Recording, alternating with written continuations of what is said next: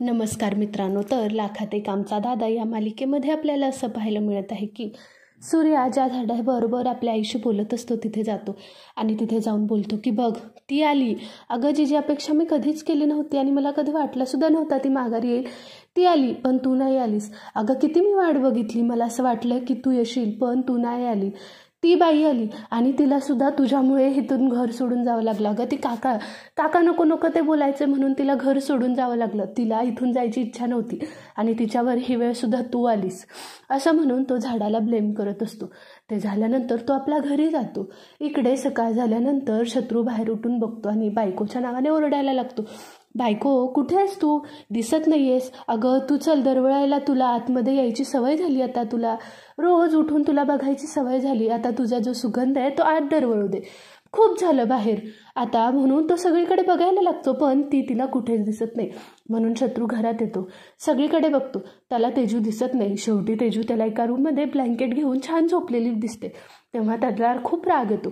तो तेजूला उठवतो आणि म्हणतो की तुझी हिंमत कशी झाली घरात यायची, कोणाच्या सांगण्यावरून तू घरात आली, मी सांगितलं होतं ना घरात यायचं नाही, तू अशी सुधारणार नाहीस. तेजू रडत असते. ती म्हणते की अहो माफ करा मी नाही आले.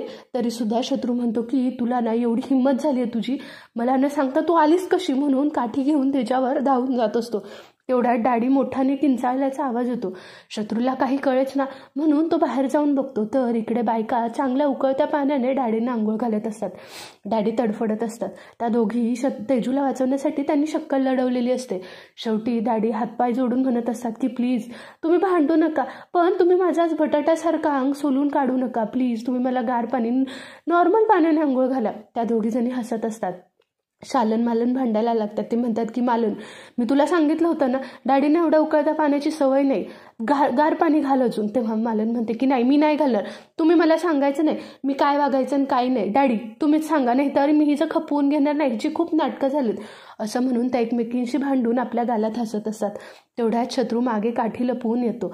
तो बघ डॅडींची अवस्था बघताच त्याला सुद्धा भीतीच वाटते. तो म्हणतो की काय झालं डॅडी. डॅडी लगेच शत्रूसमोर हातपाय जोडून म्हणतात की चिरंजीव तुम्ही आलात, अहो छत्री कुठे, आत्ता इथे छत्रीने हसायला हवं होतं, बघाव माझी काय अवस्था झाली आहे, मला वाचवा तुम्ही. तेव्हा त्या दोघी परत भांडायला लागतात. त्याला वाटतं की आता आई आपल्यावर सुद्धा असाच अत्याचार करतील म्हणून तो पाळता पाय काढत असतो पण तो तिथे डॅडी जाऊन देत नाही. डॅडी म्हणतात की चिरंजीव तुम्ही थांबा, यांना सांगा कुणीतरी साधा पाण्याने आंघोळ घालायला, काहीच ऐकत नाही आहेत माझं. ह्या दोघी कचाकचा भांडतात आणि तुम्हाला माहिती आहे ना मला बायकांच्या भांडणाची किती भीती वाटते. तेव्हा शत्रू म्हणतो की अहो गार पाणी घाला ना त्यात.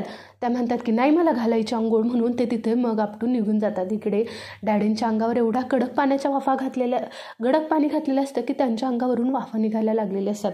मालन निघून गेली की शालनसुद्धा तिथून पाय आपटत निघून जाते. शत्रू येतो. शत्रू म्हणतो की डॅडी काय झालं. डॅडी म्हणतात की मला वाचव असं म्हणून मालन गेल्या गेल्या तेजूच्या रूममध्ये जाते. तेजू रडत बसलेली असते. मालन येते आणि म्हणते की तेजू फार काही मारलं नाही ना गं तुला, ठीक आहेस ना गं तू. अगं आम्हाला कळालं की शत्रू येतोय म्हणून आम्ही हे सगळं केलं. तेजू रडत रडत त्यांना मिठी मारते. तेजूला मारलेलं नसतं हे त्यांना कळतं. तेव्हा त्यांच्या जीवात जीव येतो. हे सगळं झाल्यानंतर डॅडी म्हणतात शत्रू वाचव मला, हो गार पाणी अंगावर घाल. शत्रूसुद्धा मूर्खासारखं थंडगार पाणी डॅडींच्या अंगावर होतो. डॅडी अजूनच कुडकुडायला लागतात. म्हणतात की अहो चिरंजीव तुम्हाला काय अक्कल आहे का, तुम्हाला थंड पाणी घाला म्हटलं तर तुम्ही एवढं गार पाणी घातलं का.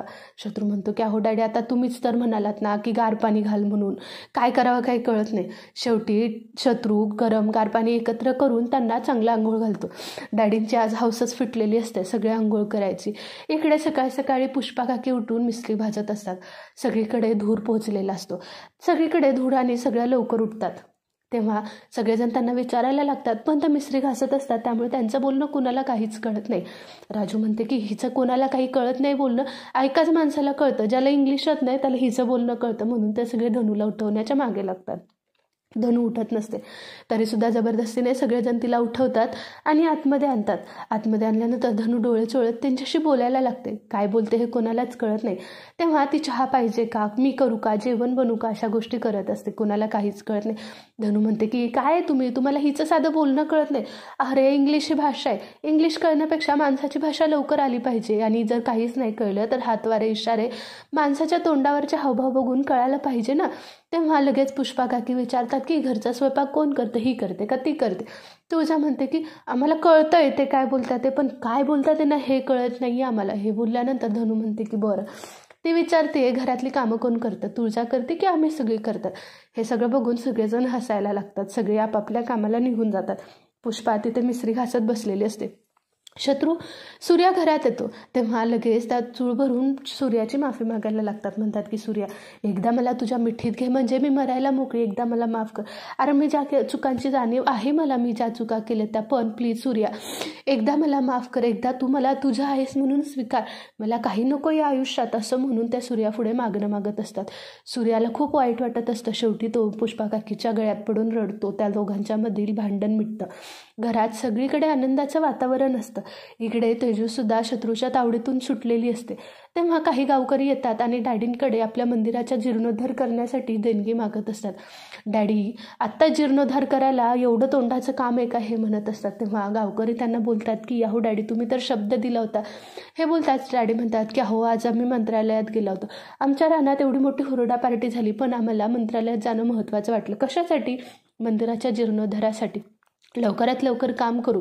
तेव्हा ते म्हणतात की अहो 2 महिन्यावर यात्रा आली, गावाकडे खूप चर्चा झाली आणि सूर्याचं सुद्धा हेच म्हणणं आहे की मंदिराचा जीर्णोद्धार झाला पाहिजे. ते म्हणतात की हो बघू, म्हणून ते गावकऱ्यांना टांग देत तिथून लावतात. छत्री म्हणतो की डॅडी आता एवढं काठावर आलंय ना बोलणं की आपल्याला काहीतरी केलंच पाहिजे. डॅडी म्हणतात की नाही इतक्यात हे सगळं होणं शक्य नाही, मंदिराचा जीर्णोद्धार होऊ शकत नाही. छत्री म्हणतात का हो डॅडी असं का करताय? डॅडी म्हणतात की काहीही करून आपल्याला लवकरात लवकर सूर्याची सगळी इस्टेट आपल्या नावावर करून घ्यायला पाहिजे, तेव्हाच मंदिराचा जीर्णोद्धार होईल, असं म्हणून ते पुढचा प्लॅन बनवत असतात. इथेच लाखात एक आमचा दादाचा भाग संपतो. तुम्हाला आपल्या चॅनलवरचे अपडेट्स आवडत असतील आपल्या चॅनलला लाईक करायला, शेअर करायला, सबस्क्राईब करायला विसरू नका. थँक्यू.